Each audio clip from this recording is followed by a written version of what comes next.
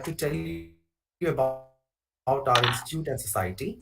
Kharagpur, a town tucked away in the eastern corner of India, famous in colonial times as the home of the longest railway platform in the world, was chosen by a newly independent nation in 1951 to witness an epic experiment, the creation of an institute of technology at par with the best in the world. Kharagpur, it turned out, would never be the same again. Spurred by the success of the Indian Institute of Technology Kharagpur, four younger IITs sprouted across the country a decade later, and from these five came thousands of IITians, the brand ambassadors of modern India. It was the success of this one institution in Kharagpur that wrote India's technological success.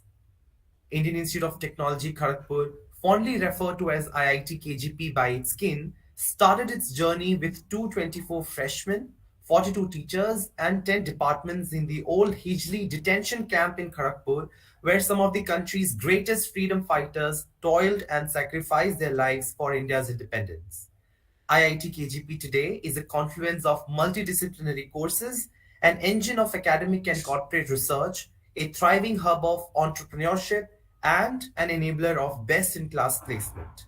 Today, there are 42 academic units, 16,000 students, and 800 full time faculty members. SEG IIT Kharagpur student chapter is a small part of SEG's bigger goal of connecting the world of applied geophysics. Webinars like these is one of the many things that our society is involved in. It is a matter of happiness to us that we have got registrations for this webinar not just from India, but countries like Germany, USA, Pakistan, Saudi Arabia, Argentina, Malaysia, etc. It gives me immense pleasure to introduce all of you to our speaker for today, Dr. Umair bin Waheed. Umair bin Waheed is an associate professor of geophysics at King Fahd University of Petroleum and Minerals, KFUPM. His research interests are broadly in the area of computational geosciences. Umair sir graduated from KAUST Cost with a PhD in Earth Science and Engineering in 2015.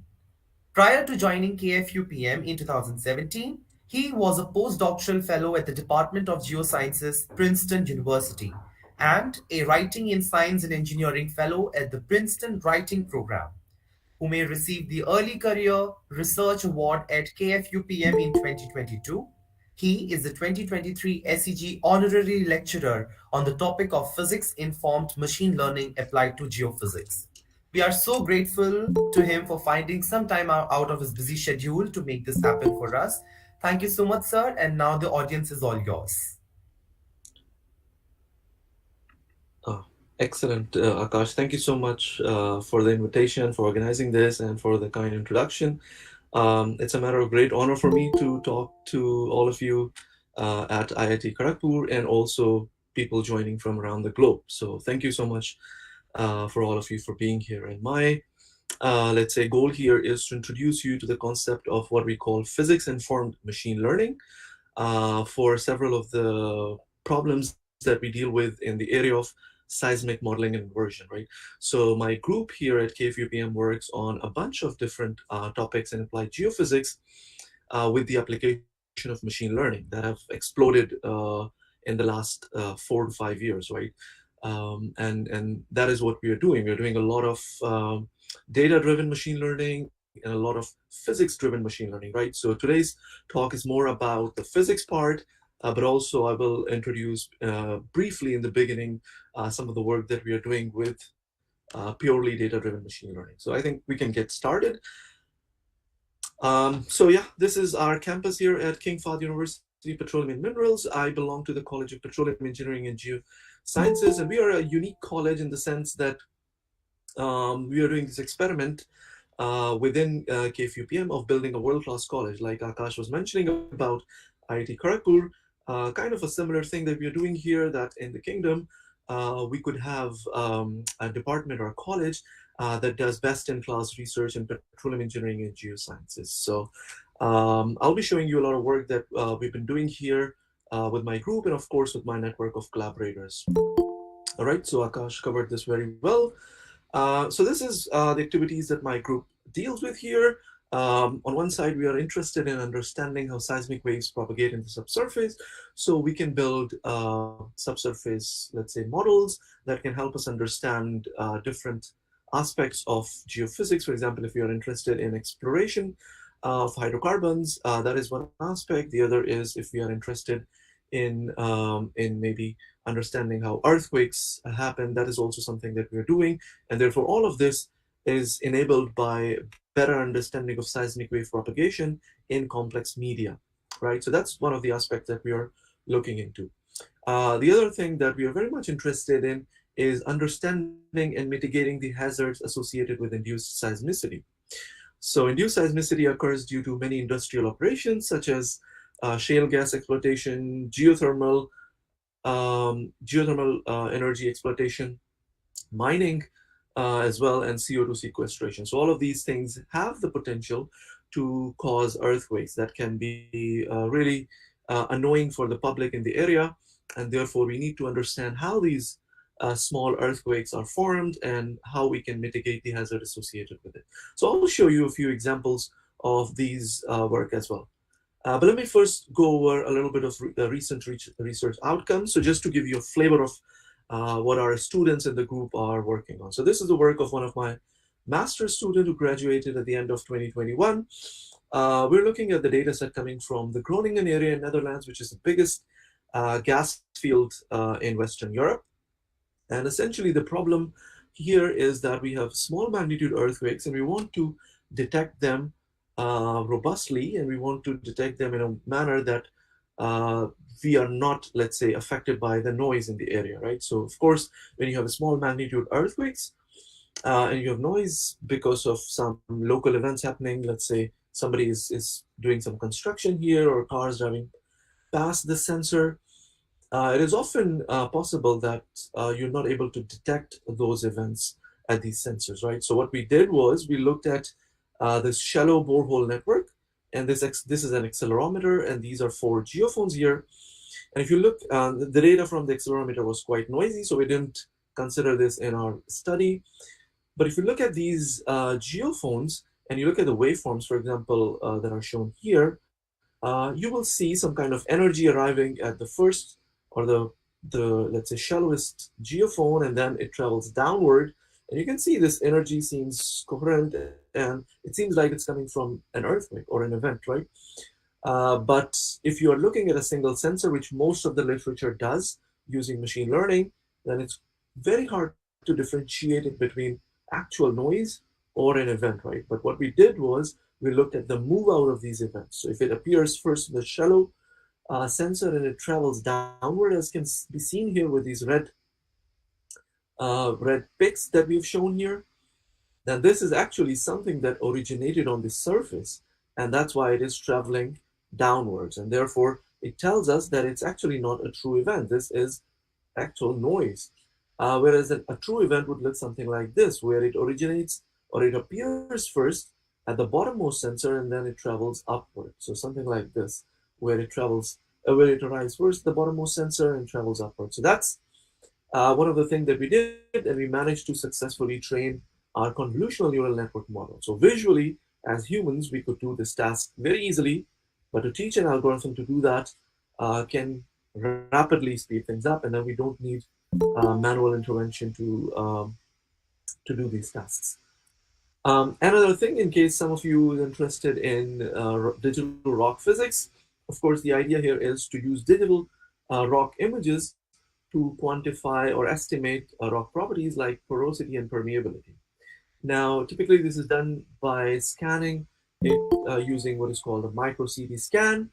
So, if you feed a micro CT scan a low exposure image, something like this on the left, which is very noisy and bad quality image, then of course the, the fidelity of your predictions will not be as good because it's a highly noisy image, and therefore you cannot trust those predictions of those properties, right? And therefore, what typically people do is they use high exposure images, something like this, which you can see has reduced noise. But the downside of this is that it takes longer, first of all, to scan, which means if you have several images to scan, then it takes hours, and then the filament heats up, and then you have to shut down the machine, and there are a bunch of complications. But the other thing is, if you are studying dynamic phenomena like core flooding, for example, so you need temporal resolution, and therefore the longer you expose these images, the more you lose that temporal resolution. So the idea is, how about if we once train the same sample for low exposure image and once for high exposure image, and we train a convolutional neural network model to learn the mapping from this low exposure image to high exposure image. And once we have done that, now we can feed really these crappy low quality images and get high quality images. And you can see here noise is much less than even the high exposure image, because our network in the latent space gets rid of these noise as well. So the quality of image is really nice, despite the fact that we use as input very low exposure image or very low scan time image. And of course, once it's trained, CNN can give you these predictions in almost no time. So this allows us to increase temporal resolution and leads us towards a path where we could study dynamic phenomena like flooding in real time. Okay, another thing that some of you may be interested in case some of you is interested in geology, one of the things we are doing here is using deep learning or computer vision to do a lot of the work that geologists do visually, right? So a lot of the work that geologists perform, they rely on visual evaluations. And of course, as you can imagine, it takes time, it is tedious, and it's also tiring, and therefore the prediction that a geologist would do at 9 a.m. in the morning would certainly be different than what they would do after hours of doing the same task. So probably late in the day, their consistency would be reduced, and therefore we wanted something that would be fast, accurate, and consistent. So not only we could reduce the time in which we could do these tasks, we'd also make them consistent. So previously, the tasks that geologists would do in weeks, now we can do in minutes with our deep learning models. And what we have done, moreover, is we have deployed these trained deep learning models on a mobile application. And therefore, for example, for geologists, if you're going on a field trip and you want to do some analysis on the fly, looking at outcrops or stuff, you can do so with our app, right? So it will soon be released for industrial purposes for companies, but also we are going to release a version for researchers so that they can collect the data and analyze really fast. Okay, and of course there are opportunities for some of you to be part of this as PhD students or postdocs, which I'll talk later about those opportunities. But these are some of the exciting things that we are developing here um, at our college. Okay. All right. So those were just three examples that I wanted to share with you all. But I also want to share with you one downside of purely data-driven machine learning, right? So this is an example of Google flu trends, which was set up to predict the onset of flu based on the queries of people. Like if people are searching about flu, and it kind of grows up, the user base grows up that they're searching for flu, then it tends to think that flu is spreading without using the dynamics or the physics of disease propagation into account, right? So during the period that it was training, it did well to predict flu, but soon when it was, you know, made to predict and put to production, it's very soon started to overshoot and overpredict, and to the point that it was taken off by Google, right? And if you search online, you will find many different articles talking about multiple problems with big data. And therefore, if some of you are interested in machine learning and just beginning your career in using machine learning for geophysical problems, I'd like you to think about this and not just jump onto the bandwagon that machine learning is the trend and machine learning is the future. And let me just collect huge amount of data and throw it at an algorithm and I'll get something that'll make sense, right? So there are a lot of issues with this. So make sure you are educated about those issues and make sure when you develop something that takes that into account, and so that when you develop something, it's not just another trained algorithm, it's something that can be useful for the industry, for the people around us. Here is an example of something that went wrong. Um, so this was a football game in Scotland, and There was an AI controller that was used to control the movement of the camera. And of course, it was supposed to track the movement of the ball, but it kept switching between the ball and the ball referee because it kept thinking that this is the ball, right? And was confused. The algorithm was confused between the ball and the referee here. And while we may laugh or smile at this, right? If we are thinking of high-stake applications like medical diagnosis or self-driving cars, these mistakes can be fatal, right? And therefore, also in geophysics, if you're using these machine learning prediction in your production, then the stakes are quite high, and therefore we don't want to, drill a dry well, for example, right? The cost is extremely high. Therefore, we need to be sure that whatever we are doing is consistent with physics and is consistent with our understanding of the world, and therefore we should make sure that what the machine is doing, we have an understanding of it that is rooted in our understanding of the world. All right. So with that, I'll move into some of our work that we have done combining data and physics, and how can we do that first of all, right? So for those of you who are working on numerical simulations, you would be in this regime, right? Where you have lots of physics, you have equations and very well known partial differential equations, for example, but very little data. But nowadays, some of you who are probably new masters or PhD students, you are fascinated by the opportunities arising with with these modern machine learning algorithms and big data. And probably you are saying maybe we don't need any physics. Let me just uh, collect a bunch of data and throw it at a big network and see what it does, right? So that's the other paradigm, right? And we have seen success, of course, on both paradigms, here as well and here as well. But what we are trying to do is something in between, right? So we have some data, we have some knowledge about our system, but we also have some physics. So we are arguing, why do we throw away this physics? Let's use that physics and embed that into a machine learning framework, and hopefully that'll give us much better predictions of whatever problem that we're working on, right? So first, let's try to understand how we can use physics-informed machine learning, or what we call physics-informed neural networks, into our framework. Okay. So once we understand this, then I'll show you several examples of what we have done with this. Right.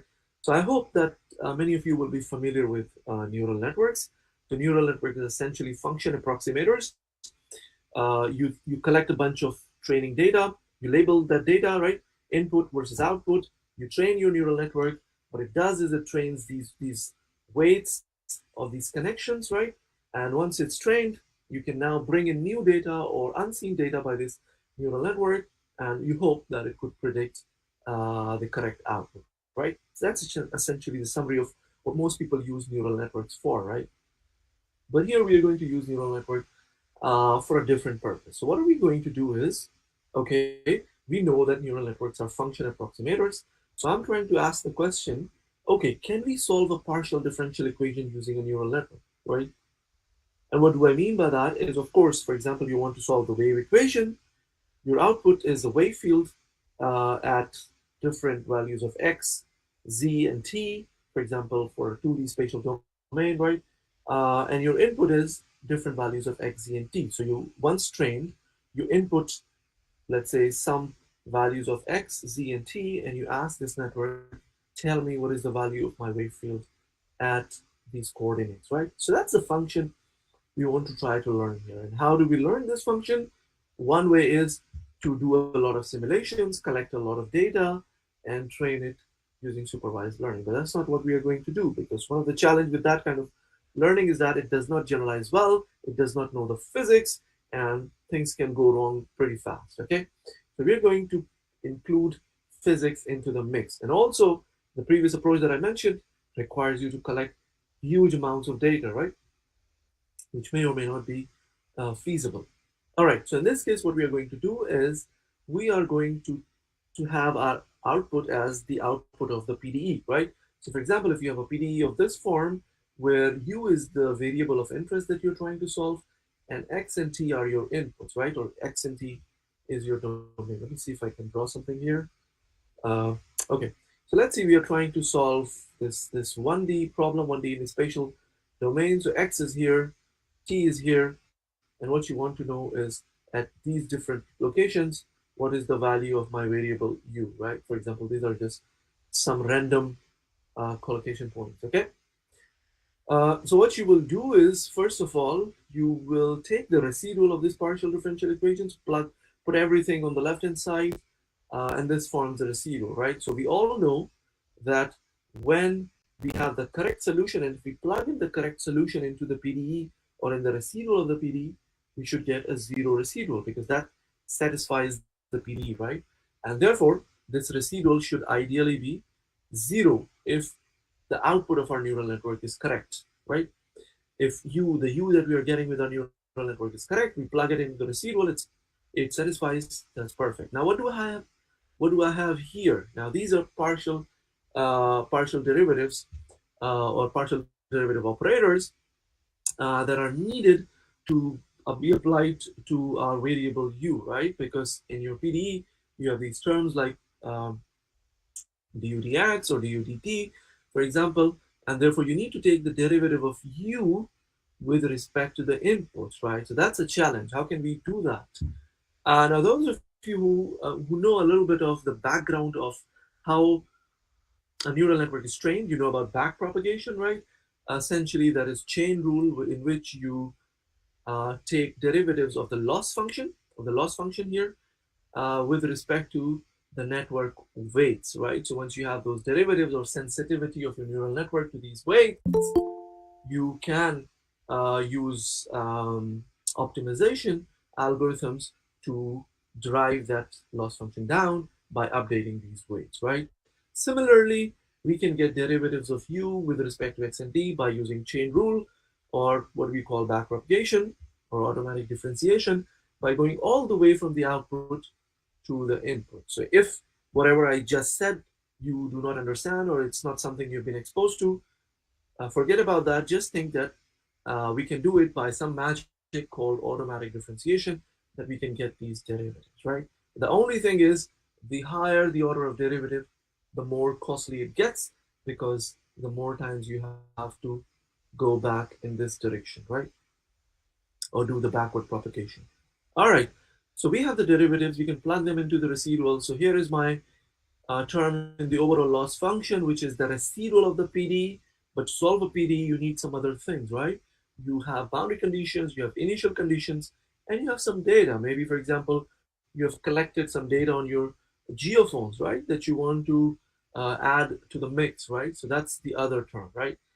Okay, so that forms our combined loss function. And what we are going to do is we are going to ask the question, is my loss function less than some threshold, some error bar? If the answer is yes, we are done with training. If the answer is no, which will most likely be in the beginning of training because we randomly initialize the neural network, then we go back and iterate and update the weights, right? Similar to any neural network operation.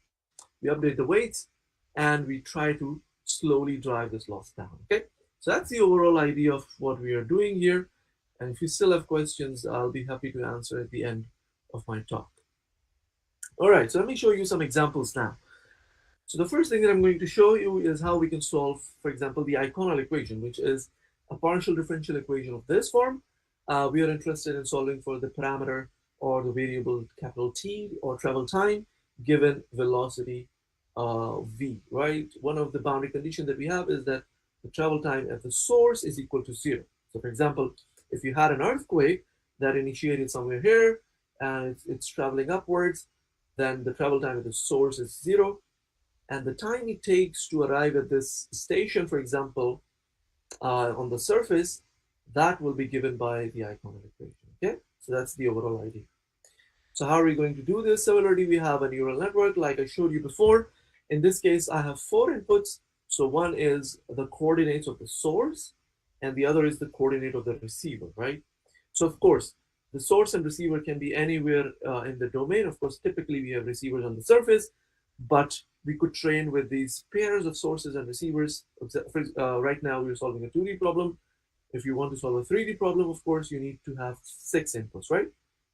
Y component for source and Y component for Z.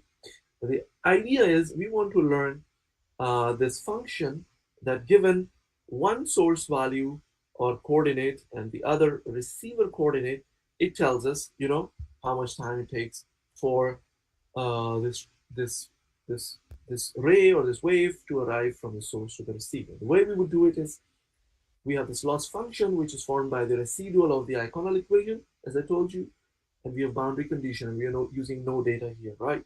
So we are not using no observations, right? So even if you have no data, this method can work just purely with physics, right? So this is the residual, and you plug it in with the boundary condition, it can solve the Eikonal equation for you. So here is an example of it. um, for a medium in which we have, let's say, sharp topography. Typically, if you're solving it using conventional methods, you will have to do some mathematical flattening of this topography or use some kind of specialized meshes. Good thing about pins is that we don't need that complexity. It's very simple. It let's say overcomes this tyranny of mesh generation. No need for generating the mesh. You only train for points below your domain, and you also evaluate for points below your domain. That's it, right?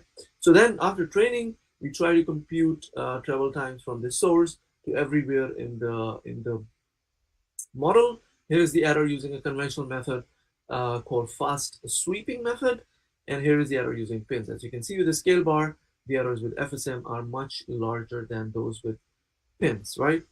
One more thing that you could do that with pins that we cannot do with fast sweeping method. So for example, you have computed travel times for one source with fast sweeping, and you want to compute these travel times for another source or another velocity model. You have to repeat the same amount of computation. Whereas with pins, once you have done that, you could save the weights of your neural network and use what is called transfer learning. So what you can see here, um, in blue is the training with randomly initialized neural networks. It takes plenty of time to train, but once it's trained, now those weights can be used effectively to further train a different problem. Actually, um, of course, within the Eikonal problem, but it converges in 1/5 the time. So these results have been reported in this article in Computers and Geosciences. Feel free to take a look at it. There are a lot more details that we go into the paper. And again, feel free to take screenshots of what you see here and go back later and dig deep into those things. Okay, so the previous problem that I showed you was only the isotropic Eikonal equation, very simple Earth model. We know the Earth is not isotropic. The Earth is much more complicated. So what do we do when we have, for example, an isotropy? So we could use the same model that was trained for the isotropic simple case and use transfer learning, just change the loss function. So remember, I told you that we have to write a loss function based on the partial differential equation. It just requires you to change one line of code. Just replace it with the new loss function, which is a little bit more complicated, but it doesn't do anything different for the pin model, for the algorithm. It requires you to change one line. Now, when I was a PhD student, I was the first one to do the anisotropic Eikonal solver, and honestly, it took me 1.5 to 2 years to do that. And now with pins, it's just a matter of one line of code, right? So you can see how simple things can be. And this is the aspect that we have described in detail in our book chapter that was published last year. And you can definitely look at it. It talks about the flexibility that pins allow us and the advantages of it, right? That we get with pins. Okay, another very interesting problem, which is, so far I showed you things that conventional methods could also solve, right? Even though it was difficult for me to solve the anisotropic Eikonal equation using fast sweeping, but I managed to, right?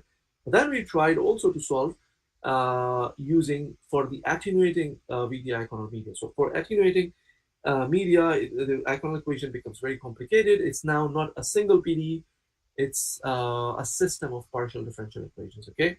And you have two parts of your solution. The real part that gives you the phase information, and the imaginary part that gives you amplitude absorption. And we tried sometime in 2017 to solve this problem using fast sweeping, and we were not able to solve the problem. Therefore, once we developed our knowledge on pins, we said, Let's try it again. And the only change was change this line of code. So change, instead of now one term in your loss function, for the PD you have two terms, right? Because you have two, it's a coupled system of PDs. Doesn't make any difference. We're still able to solve with very high accuracy, right?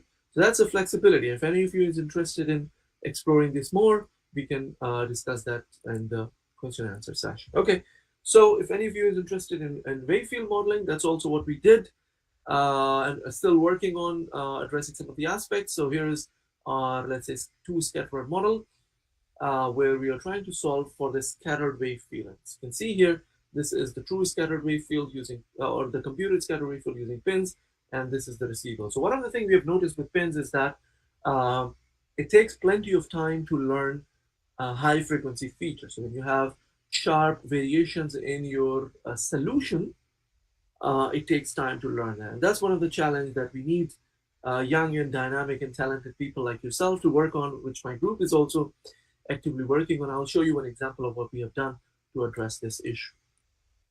Okay, one of the advantages of pins here is that for conventional method, if you put a source here, this is anisotropic media, put a source here, no problem for finite difference, no problem for pins. Put a source here in the center, finite difference breaks down, not able to solve, whereas pins it does not matter. And this happens because the mesh is too much and the anisotropy is too large here, so you need to reduce the mesh size, which means add a computational burden to it, to your FD algorithm, but with pins, doesn't matter. So that's, I'm showing you some of the advantages of pins compared to finite difference. Of course, there are challenges. Don't think that the work with pins is fully solved and there's nothing else to do, right? There are opportunities in pins, which I'm exposing you to, but also challenges, which I'll talk about, right? Which is very important to know as a young student. Okay, so I mentioned to you that with pins, it takes plenty of time to learn high frequency features. And sometimes, and right now, other groups are also working on this, but right now we are not computationally efficient compared to conventional wave propagation problems, right? So you may ask, if you're not computationally efficient, why are you working on this? And this is because of the other advantages or the flexibility that pins offer, right? So that one day when somebody is able to, or together as a community, we are able to address this problem of computational challenge with pins, which is an active area of research, we can really use pins, for example, in large scale codes and to address those issues, right? That we have with conventional methods. Okay, so this is an example of a paper that we published last year. What I'm showing here is the use of what is called Kronecker neural networks, which is a combination of different activation functions. So as you can see, typically people would choose one activation function in the literature for wave propagation problems with pins, like arctangent or ELU. What we did was we added locally adaptive sine, locally adaptive cosine. So it adds some oscillations to it, which acts like noise, and it helps us come out of this bad minima really fast. You can see other activation functions that are routinely used in the literature are stuck in this bad minima, and this is because I'm using a very shallow architecture. So I'm using only two layers with 100 neurons in each. Now, if I could add 10 layers, and this would not be stuck like this, it would come down, of course, but using 10 layers, for example, will add immensely to the cost, as I mentioned. The more layers you add, the more problem it gets in terms of computational speed. So as I told you, we're trying to reduce the computational speed. We are trying to reduce the cost of the problem and make it computationally efficient. And therefore, one of the aspects that we see here is that it helps us come out of this bad minima really fast with a shallow architecture. Okay, so if any of you is interested in global seismology, we're also using pins for that, as you can see here. So what is done here is we have taken the GLAD M25 model, which is a velocity model all the way from your crest to to the mantle. And what we are doing here is we are trying to train a neural network model, a big neural network here in this case, because this is a huge velocity model, right? And it takes long training, 4 days of training for us. But once it's trained, now we can compute travel times from any point in the subsurface, so corresponding to any earthquake, to any receiver on the surface. So that's think about that. That's a big advantage because people would like to study uncertainty related to these earthquake locations, and they cannot do that because they need a rapid solver, and it takes time to compute those travel times corresponding to many different realizations. Now, once we have taken 4 days to train this, now we can compute these travel times really fast. So what you see here is the p-wave velocity model at the depth of 250 kilometers. That was our input taken from the GLAD M25 model. And this is the recovered velocity model. So once we have computed our travel times, we could plug them into the Iconal equation, recover those velocity models, and compare it with the original. And you can see there are a lot of features that are very, very similar, meaning that our travel times are highly accurate, right? So this is the travel time now. And this is the error for the p-wave velocity in absolute terms and in percentage terms. So we are only seeing some very small errors at some locations, but overall, these travel times are highly accurate. And there is opportunity, of course, to make it even better for any of you who is interested in this problem. Okay, so I've given you a number of examples of modeling. Let me quickly give you some examples of inversion, and then we could move to question and answer. Okay, so we have done travel time modeling with pins. How about travel time tomography or using it to invert for the velocity model? So now we don't need just one neural network, we need two, because one will learn the travel time field and the other will learn the velocity. Now, in the loss function, you have iconal term as before, boundary condition as before, but also we have data mismatch. So what is data mismatch? When you want to do inversion, you want to do tomography, you need to take into account some observations that you have recorded, for example, on the surface or on your observation stations, right? And you want to tell this neural network that I want you to predict these travel times such that they match what I have observed on the surface. They should match the boundary condition because, for example, if I know my sources, locations, I want to say, okay, at source location travel time should be 0 or this factor should be 1, and the iconal residual should be satisfied, right? So those are three things I want my neural network to honor, and it needs velocity now in the residual because the PD contains velocity. Where does it get the velocity? From this velocity network. So that's it. That's what you do. The good thing is that this iconal residual now acts as a physics-informed regularizer in the inverse problem. Now, if any of you has already worked with inverse problem, you know the inverse problem that we deal with are highly ill-posed, so we need some form of regularization. What do people do? Typically, they use sometimes what is called smoothing regularization that compromises the resolution of your velocity model, and therefore a physics-informed regularizer is a much better option because it understands the physics of wave propagation. Okay, so here is the true model. For example, we do some cross-hole tomography, sources here, receivers here. This is our initial randomly initialized velocity model. This is the inverted solution, which matches pretty well the macro features of the true velocity model. That's what we expect from travel time tomography. Now you can use this to do full waveform inversion if any of you is already doing FWI. So that's something that you could do as well. Okay, so here's an example of pin-based full waveform inversion. So you could use pins to also do full waveform inversion. I'm not sure if many of you are familiar with that, but in full waveform inversion, you're trying to match the recorded waveforms that we have observed on the surface, wiggle by wiggle, okay? So that's what we are trying to do, which is a highly nonlinear problem, very challenging, but we could also address with pins. And there's some initial results which show that this is possible, okay? So you have a source here, and your receivers here, and you have this anomaly that you're trying to image. This is the starting model. And in the end, just with a single source, we could recover a good portion of the anomaly, right? Of course, you could have multiple sources, and this would be constrained better. This is an application that is we use in microseismic source localization. So what we're trying to do here is we're saying, okay, now I want to solve a problem in which I know the velocity model, which is typically the case in microseismic monitoring, but I don't know the sources because I'm, let's say, doing fracking, and I want to ensure that these fracks do not, or these cracks do not go into too far from the, let's say, formation that I'm interested in, and therefore I need to keep an eye on that. So I need to do something real time that can give me these locations. So that's what we're doing with what we call pin hypo.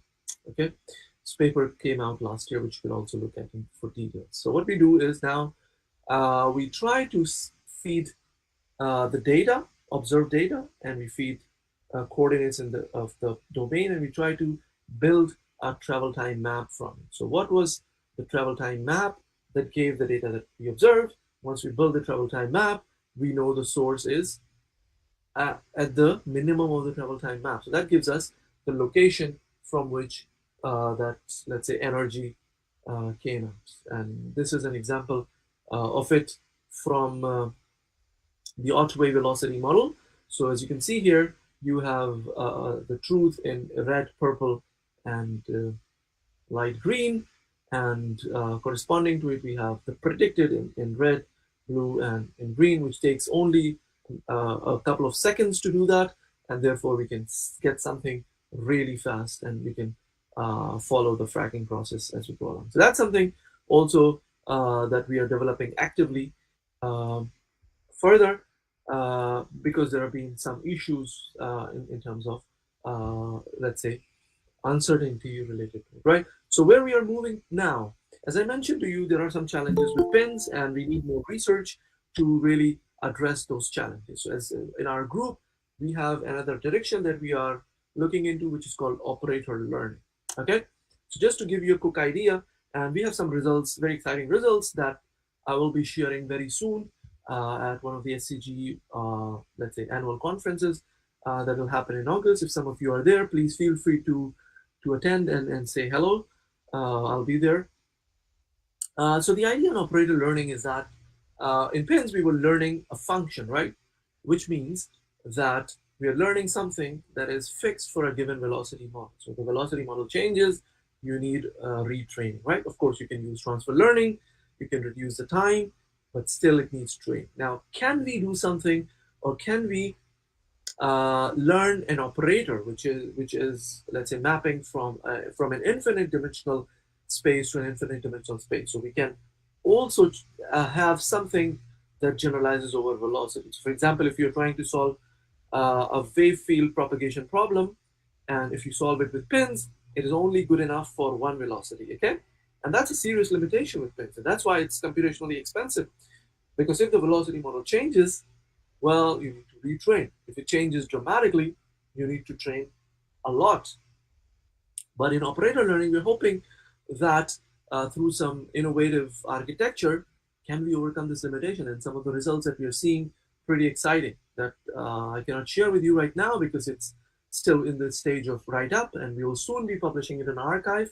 So you could follow my updates on ResearchGate, for example, or Google Scholar, and you will be updated on those as well.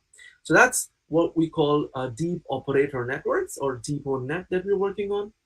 And there is let's say, a competing paradigm, or parallel paradigm, called Fourier neural operators. That's also what we are doing to working on to for the location problem. So that's also learning the operator. Okay, so that's also something. Some of you are new PhD or master's students or postdocs looking for a problem similar to what I've explained. Look into operator learning. Okay, and that is where we are heading, and that's where the community is heading. So that's where a lot of new discoveries could be done. All right, so let me summarize this talk, and then we can head over to question and answers. So I've tried to demonstrate the applicability of pins on a wide array of applications pertaining to seismic modeling and inverse problems. Of course, there's a potential for speeding up large-scale modeling inverse problems if we can overcome some of the limitation with pins, right? Which I alluded to when I briefly mentioned about operator learning.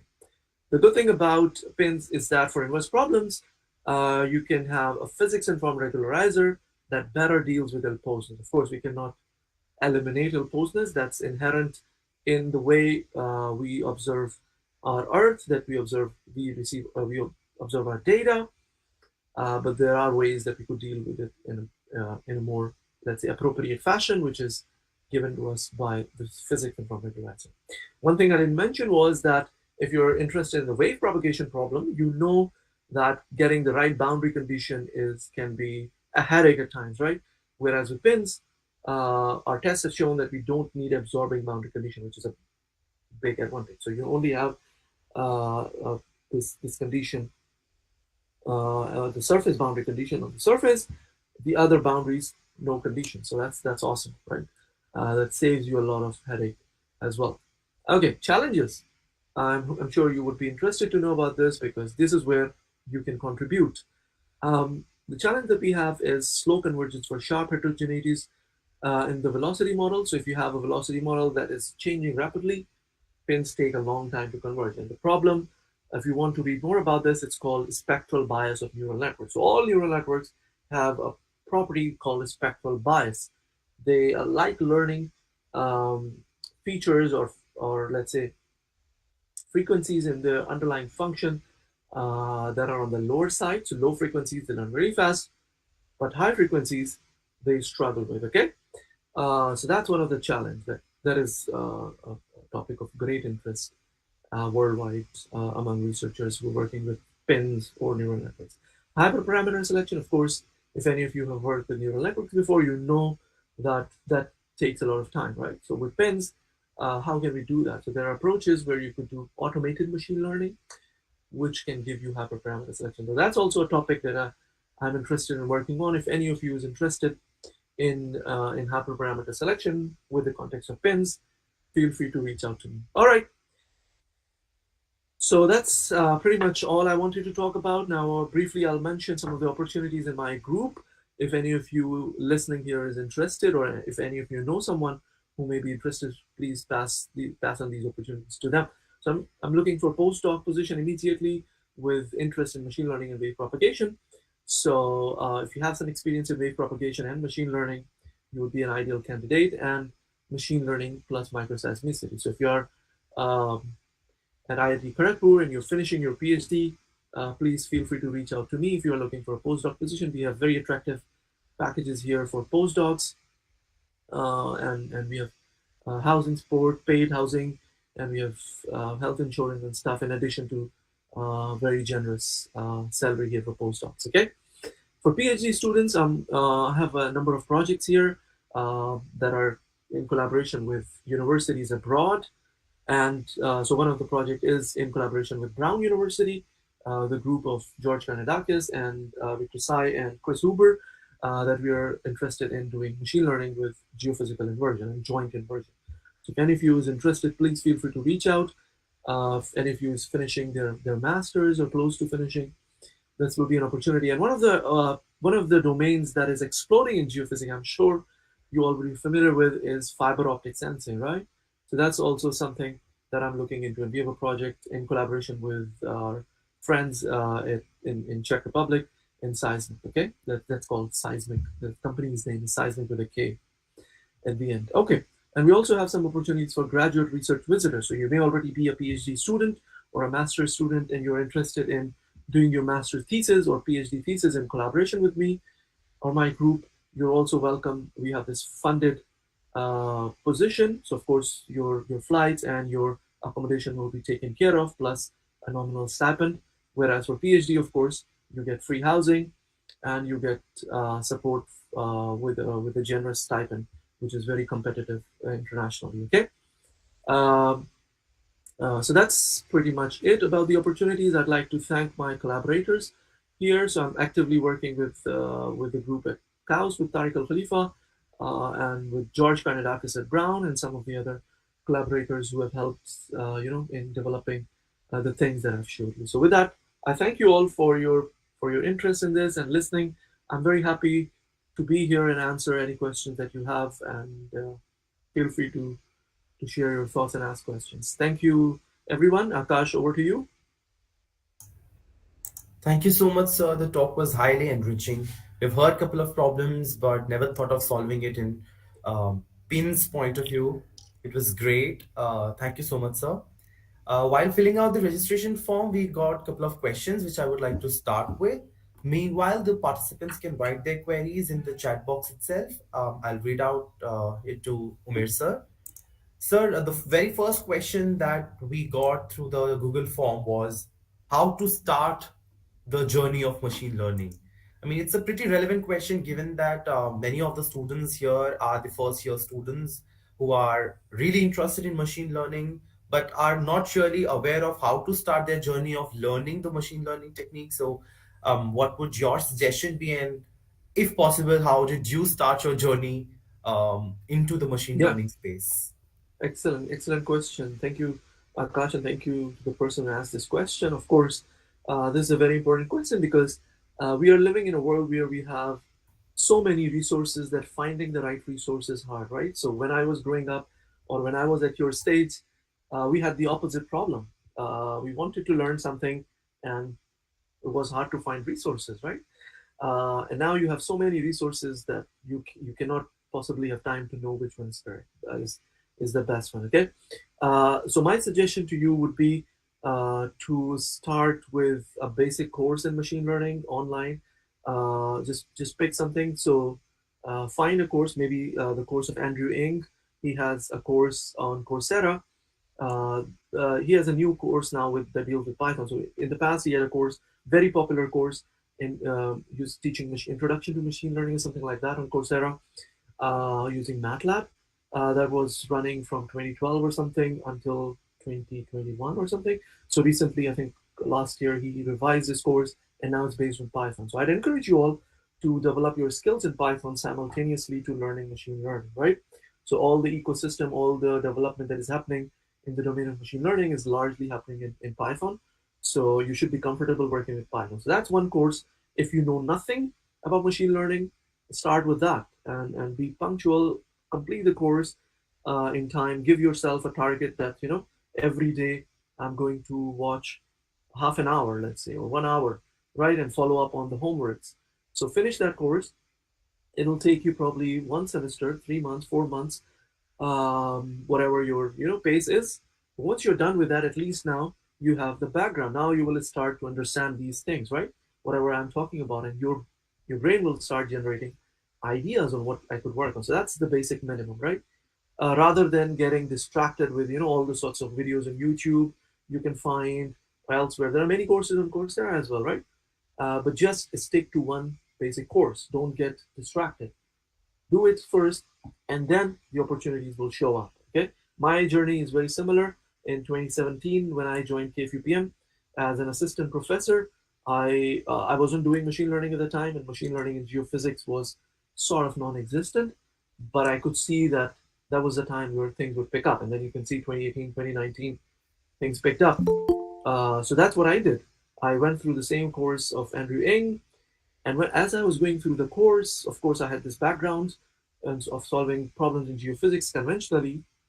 I started getting ideas of what could I do. So it opened up, let's say, a whole new domain for me, right? And then I continued my learning by attending seminars that you could do. So George Kanedakis's group has a very nice seminar series that happens every Friday, and they also broadcast it on YouTube live. So just look at Crunch Seminar Series. So his group name is Crunch, Crunch.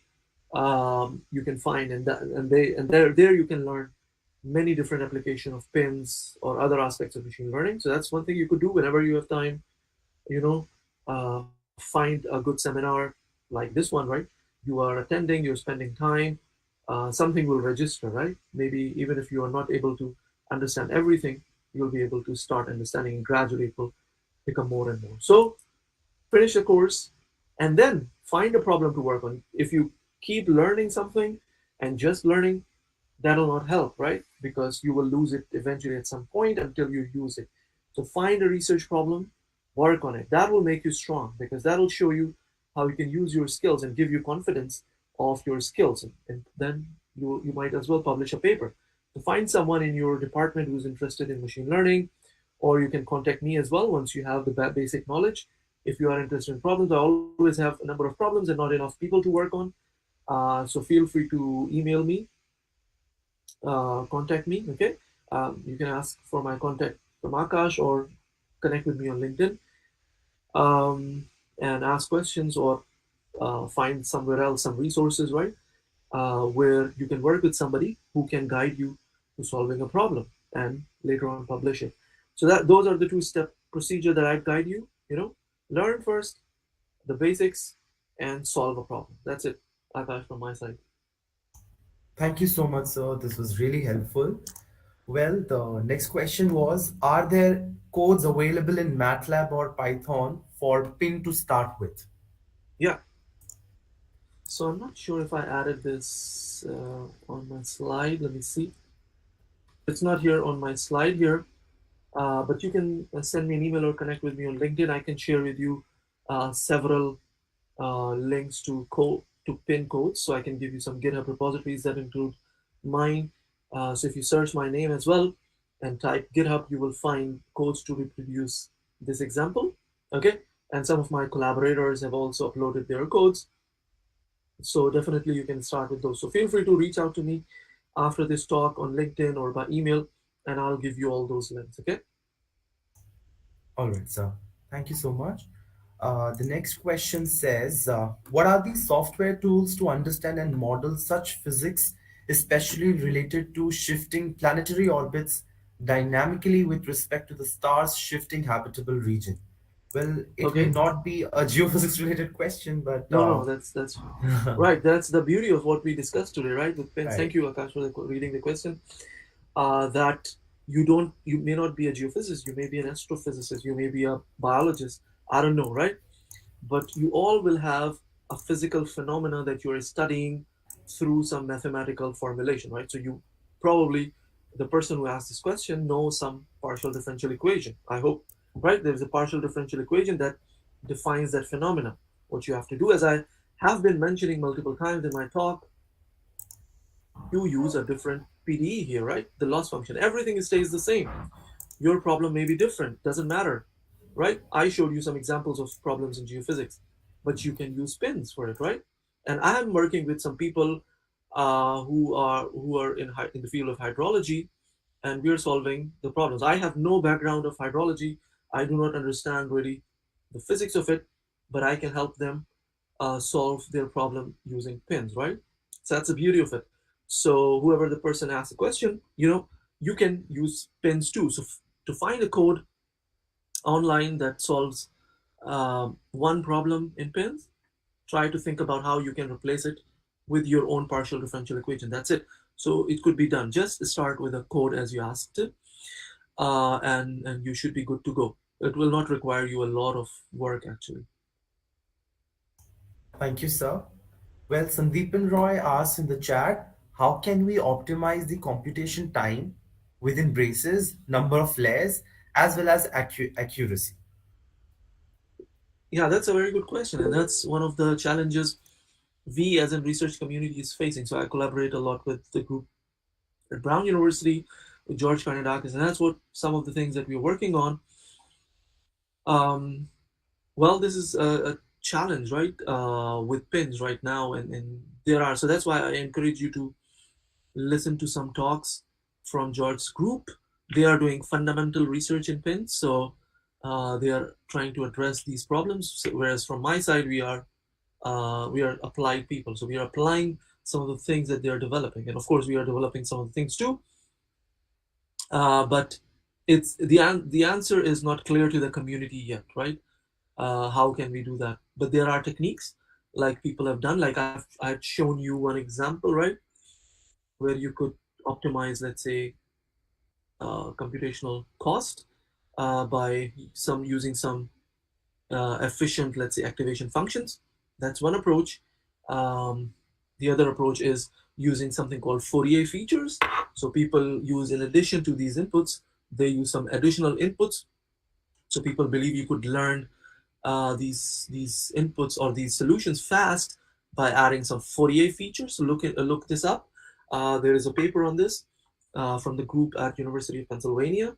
So there are honestly multiple things. There is another thing that you could look into that's called self-adaptive pins, that is trying to overcome this issue of slow training, um, and you can use automated machine learning to optimize or find out these network layers. I guess that was part of your question.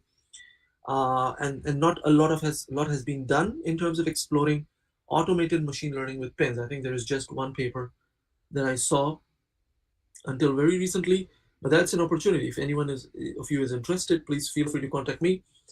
there is a lot of opportunity. There are a lot of low-hanging fruits, I should say, right? By low-hanging fruits, I mean you can get maximum benefit by doing less amount of work because there are so many opportunities. The topic is new. There are a lot more things to explore. So if you're interested in using automated machine learning in the context of pins um, for your master thesis or PhD work, you can contact as well. So Akash, those will be my suggestions to do, and yeah, Thank, familiarize yourself with some of the literature. Yeah, thank you. thank you, sir.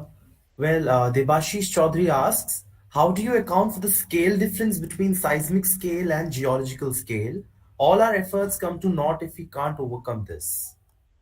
Right. So that's a problem that I never talked about, right? So I'm only working at the seismic scale because I'm working on problems at seismic scale. But if you want to do integration, yes, you have to talk to petrophysicists and geologists to understand that, right? And they must have some things, and I believe there will be things people are doing with machine learning to address that issue, but that's not my research domain, Debashish. I work in the seismic scale, and of course, one of the things that I'm interested in is is you looking at different geophysical measurements. So, for example, magnetotellurics, gravity, and then combine them with seismic, right? So there is some sort of difference in the resolution of these methods, each of these methods, but then pins can allow us actually, because it's such a flexible tool. Let me see if I can go to the slide, that you can add some loss functions here additionally, and it can do that automatically for you. But the question that you asked about seismic scale and geologic scale, that's I'm not an expert in that. All right, sir. Mohammad Abdrabu has raised his hand. I have made him the meeting host. If you have the question, you can open your mic and speak. Hello, are you hearing me? Hi, Yeah, Mohammed. you're Yes. audible. Please go ahead. Okay, thank you for invitation for from SEG IIT, and thank you, Professor Umair bin Waheed. I'm Mohammed Abdurrabba, I'm PhD student here at Texas A&M University, Corpus Christi. I'm now Houston time. It's 2:30 a.m. I'm very interested in Wow. machine learning, really, Professor Umair. So I have a couple questions. First of all, the first one for the loss function or the objective function. Here, how about the boundary condition? It is only for travel time, zero at the source position. This is the first question. And I have a couple of questions. Can I continue question or you Yeah, last yeah, two? go ahead. I think the question is useful for the audience. So, Okay, second question for the paper of Tawfiq et al. This year for global seismology. How about the validation of the compressional wave propagation velocity? mhm. With recovered and you used some seismic station data that you know. How about the variation of the VB profile with depth? Mhm. Okay. Also for the Ben Tomo for tomography, Mhm. you mentioned that there is two Ben, one for travel time and one Mhm. for velocity.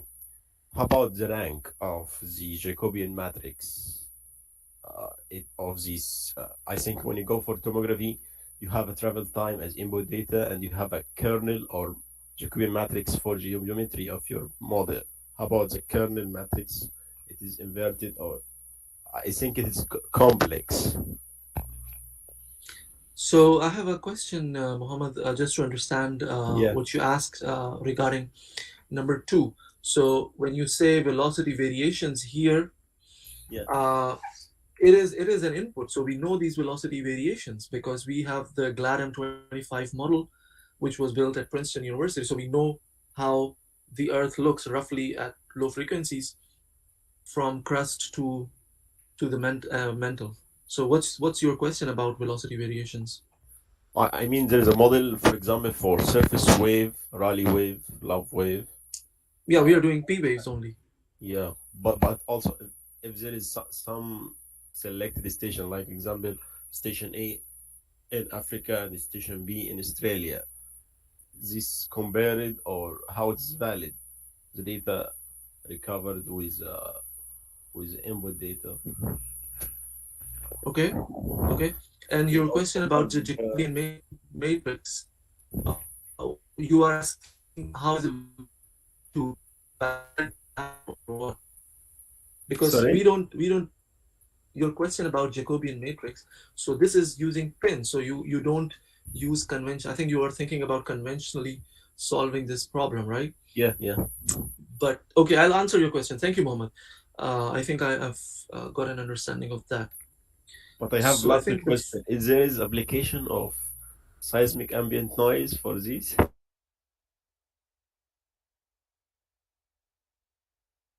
Okay, That's my first question. Can you remind me again now? about the loss function slide is Boundary only condition. Okay, fine. Thank you. Got it. Okay, thank you, Mohammed.